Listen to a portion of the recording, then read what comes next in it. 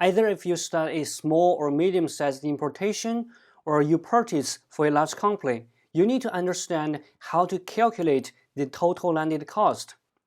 Understanding the landed cost can help you have a better idea of planning your budget, and knowing how to calculate it can save you some unexpected costs and make you stay profitable. So here today, I'm going to share you everything about the landed cost. What is landed cost? Landed cost, simply speaking, is the total cost of purchasing the products from the seller to the buyer, or from the exporter to the importer. And the total landed cost should include every expense you pay to get the products on your hand.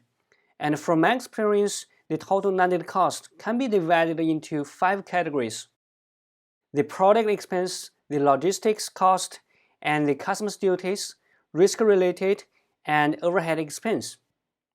The product expense should be the major cost in any purchase. It will be unworthwhile if other costs are more than the product value. And the product expense not only refers to the product value itself, but also includes costs for buying samples, opening new molds, and so on. The very first cost you pay will probably be the sample cost. It will not be too much depending on the value of the item. Some suppliers will ask for higher price, especially when it's a new released product. It's understandable, and you still can save it by asking the supplier to refund it or deposit it if you make the wholesale purchase. And some Chinese suppliers offer free samples, but they will charge the shipping cost. If you don't trust them on the cost they gave, or you don't want to pay them directly, you can open a DHL or FedEx account and ask them to pick up the sample for you.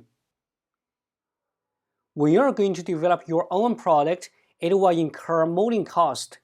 You'd better consider doing this when you have enough budget, and depending on the product, the molding cost may start from $500 to $5,000 or even more.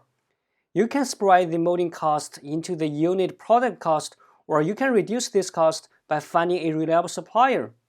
Some suppliers like to develop new products with the buyers, and you can negotiate with the suppliers to pay for the molding cost in different stages.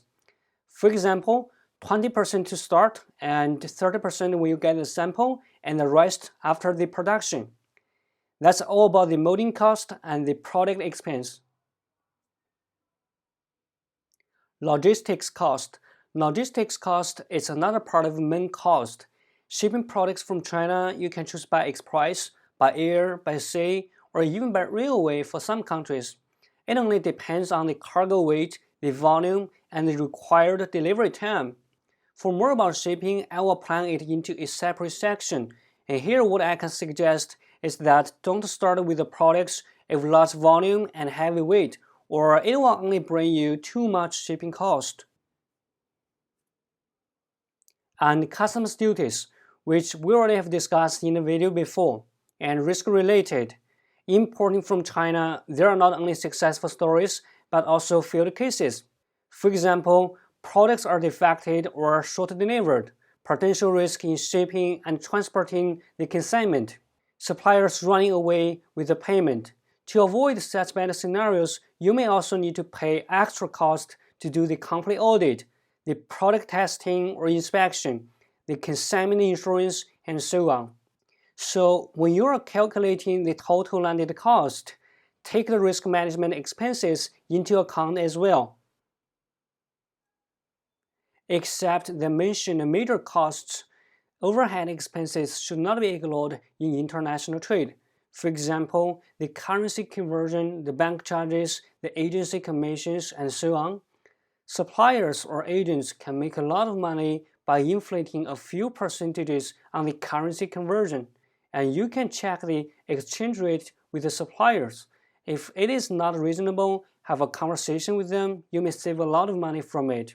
You can even manage to pay them RMB directly if the quote in local currency has advantage. You might work with agents or brokers to help you in sourcing, shipping, and customs clearance. The cost is not certain. You can also have a discussion with them to save some commission, but it's always important to choose a right agent. There are agents trying to give you a very low commission but cheat your money here and there. So many costs are involved in the importing business, but not all the costs will be applied in every shipment. As a buyer, all the costs are supposed to be considered, and some buyers are asking for a formula to calculate the total landed cost. The calculation is actually easy once you realize all the costs. Simply sum all the expenses together, you will get the total landed cost. That's all for this video. Thanks for watching and see you soon.